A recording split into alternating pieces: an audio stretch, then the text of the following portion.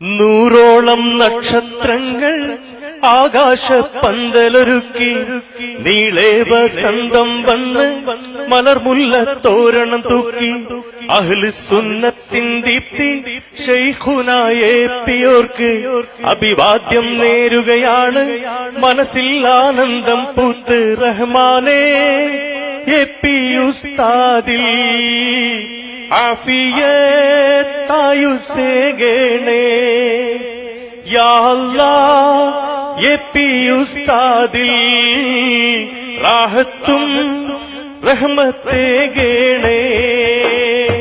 നൂറോളം നക്ഷത്രങ്ങൾ ആകാശപ്പന്തലൊരുക്കി നീളേ വസന്തം വന്ന് മലർമുല്ല തോരണം തൂക്കി അഹ്ലു സുന്നത്തിൻ ദീപ്തി ശൈഖുനായ പിയോർക്ക് അഭിവാദ്യം